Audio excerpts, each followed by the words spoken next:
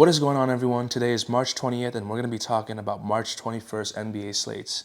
First and foremost, thank you so much for watching. I'm currently in Texas, so my videos will be posted a little bit later, and I'm not sure if I'll post every night, but I'm trying my best. I'm still posting this even though I am very busy because I care about you guys, all right? So leave a like, subscribe, and tell me what you think. Share with 2 friends. Let's get into it. Thunders versus Wizards. Right now, Thunders are favored by 21.5. The last time they faced each other, Thunders won by 19, but Chet didn't play. Now, tomorrow, Chet will be playing, SGA will be playing, Hartenstein will be playing. A lot of their starters will be playing besides Jalen Williams, and also Brendan Carlson will not be playing. Now, the thing with OKC that we need to keep a watch out on is the fact that they're 2-8 last 10 with the spread. The Wizards are 4-6 last 10, but the Wizards are 0-10 last 10 straight up money line. They have not won at all in the last 10, whereas the Thunder is 10-0. I just think the Thunder is much better defensively. They're giving up 16 points per game less, and they're also delivering 6 points per game more than the Wizards. I'm gonna pick Thunders to cover that heavy spread at the Wizards Stadium. The next game we're going to be talking about is the Grizzlies versus Hornets. Now, these two teams have faced each other once already, where the Hornets won by 15, and they're currently a 15.5 favorite to cover the spread. Now, this is a situation where I don't know what to pick because, yes, the Grizzlies are sucked. They're 1-9 last 10, straight up with the money line, but they are 5-5 with the spread, and then the Hornets are 5-5 with the spread, but they are 7-3 last 10. Now, defensively, Hornets are giving up 6 points per game less, and they're also generating more points per game. But if Gigi Jackson and Cedric Coward plays tomorrow, I'm going to be picking the Grizzlies to cover that 15.5 spread. If they don't play, I'm just going to have the Hornets have a comfortable win. I don't feel comfortable laying the spread here, guys. We don't have to force it. I mean, no one's forcing us. No one's pointing a gun at our head. Just skip this game, honestly. But if I really had to pick, I'd pick the Hornets to win comfortably. Or if Cedric Coward and Gigi Jackson plays, I'm going to pick the plus with the Memphis Grizzlies. The next game we're going to be talking about is the Cavs versus Pelicans. Now, currently, Cavs are a 5.5 favorite, and I get why the number is so low because Donovan Mitchell is questionable with eye, Jalen Tyson is questionable with toe, Jared Allen out, Craig Porter Jr. out. On the other hand, the Pelicans are very healthy and they're at home. Guys, I'm going to keep it real with you guys. The last time they played each other, the Cavs won by a blowout in December 23rd. But during that time, the Pelicans were missing a lot of their players. They miss Murray, Jordan Poole, Herbert Jones, but now they're going to have everybody. But let's fact check that actually. Yes, they're going to have everyone. They're going to be at home. I think the Pelicans can cover that plus 5.5. And honestly, picking their money line at a plus, I think would be the smart pick. But it's very, very, how do I call it? Not safe. So the safer pick would be plus 5.5 with Pelicans. Yes, statistically, all this and that, the Cavs are much better. But right now, as of right now, with Cavs having some questionable players and the line being at plus 5.5, I'm picking the Pelicans to cover it. The next game we're going to be talking about is my Lakers versus Orlando Magic. And yep, I'm going to be talking my shit. I'm not supposed to be cussing at this house. But the Lakers are 9-1 last 10. The Magic is 7-3 last 10. Now, these two teams have faced each other once, where the Magic won by 1 point because freaking Carter Jr. decided to, score the winning bucket. Now, in that game, Justin Haynes didn't play. And on top of that, in that game, Luka was not heartbroken. Well, guess what? Luka is different right now. You saw what Luka has been doing. I don't have to tell you what Luka has been doing. And on top of that, Lakers are on a roll. They're 9-1 last 10. Winning, and also on top of that, they're 8-1 and 1 push with the spread. They're doing a phenomenal job. The Magic is 6-4 with the spread, but they are 7-3.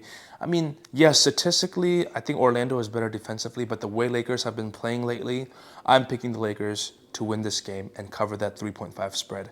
Guys, this is dangerous. I mean, there's two things that's going on right now. Either Luka is playing crazy because of whatever is going on, or number two, that Lakers are getting into that playoff mode. Because playoff is coming soon for NBA, believe it or not. You're thinking, oh, it's only March. But hey, next thing you know, it's NBA playoffs. I think Lakers covered that spread. I think they're better. Magic is going to be missing Anthony Black with back. Franz Wagner is still out. Wendell Carter Jr., the guy that scored the game-winning layup, is questionable with rib. I don't like this Magic team. I get it, they're at home, but Lakers are doing a phenomenal job, and I'm going to pick Lakers to cover the spread. The next game is the Warriors versus the Hawks. Simple. I'm going to pick the Hawks to win 9.5 at home. I get it. The Hawks lost tonight to the Rockets badly, but hey, It had to happen soon. I'm not mad about it. The Hawks have been doing a phenomenal job for me. One loss is not going to make me hate them. They're still one of the craziest teams in the league right now, the most underrated team in my opinion.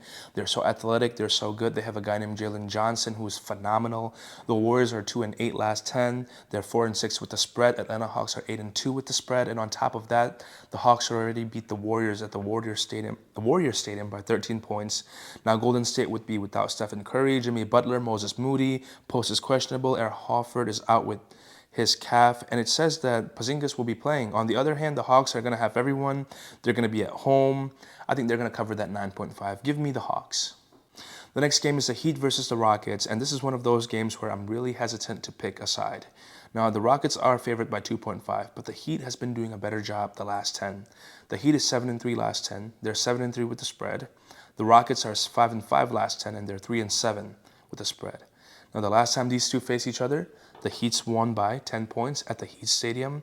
Now, defensively, the Rockets are a much better team. They give up 8 points per game less. And offensively, the Heats are much better, generating 7 points per game more. Now, the Heat is going to be without Jacques and Andrew Wiggins. Now, Simon Potencio, however you say that name, is questionable. Tyler Hero will be playing. On the other hand, the Rockets are going to have everyone. I'm going to pick the Rockets to win at home. I get it. The Heat already beat the Rockets. I get it. The Heat are on fire right now. But the Rockets being at home, they're going to have everyone. I mean, Heat is going to be missing Andrew Wiggins and James Jacques Jr., who's a very important role player.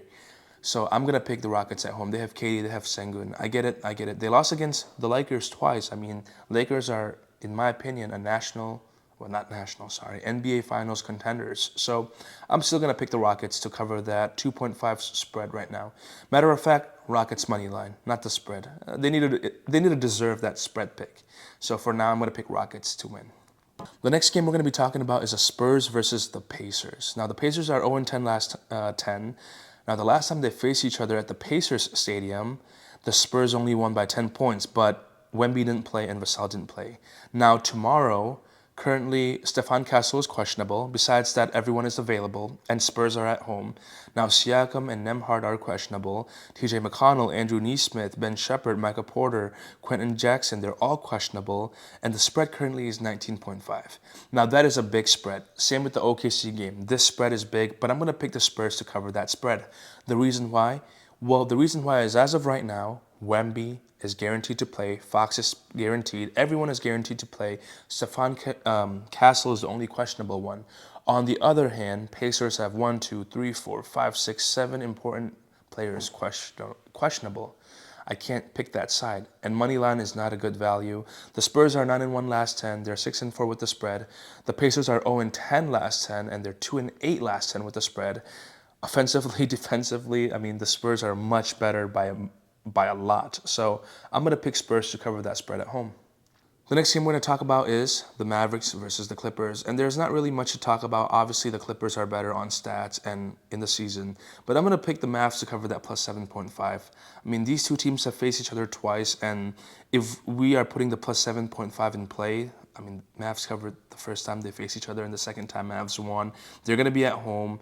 Leonard is questionable. I mean, again, I don't have to go through stats. Clippers are giving up less points.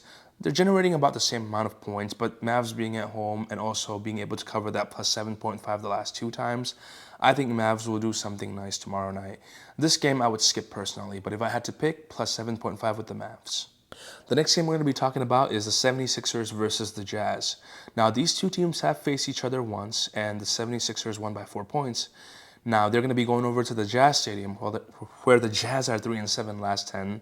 They're going to be without Keontae George, Laurie, Jaren Jackson, Isaiah Collier, Bryce. Oh, okay. I don't have to say more. How about this? Philly to win by 6.5. I think that's the move here. Jazz is just missing too many players. They're going to have to rely on random threes and random twos. And on top of that, defensively, the 76ers are giving up 8 points per game less. I can't talk right now because I'm trying to, finish this video fast because people are sleeping. But I just think that this is a spot the 76ers cover the spread. The next game we're going to be talking about is the Bucks versus the Suns. Now, the Bucks are 2-8 last 10, and spread they're 3-7. The Suns 5-5 last 10, 6-4 spread. These two teams have faced each other on March 10th, where the Suns blew out the Bucks at the Bucks Stadium by 15 points, and now they're going to be at the Suns Stadium. Honestly, I'm going to pick the 11.5 with the Suns. Giannis is ruled out right now, and on top of that, Jalen Green is going to be playing, Devin Booker will be playing, and they're going to be at home. I think they can cover this against a team without Giannis. That is my pick. So, yeah, Suns 11.5 is my pick. Thank you guys for watching, and again, I'm sorry if I rushed the last few games. It's just I'm on a time crunch. I'll see you guys next time. Like, subscribe, and comment.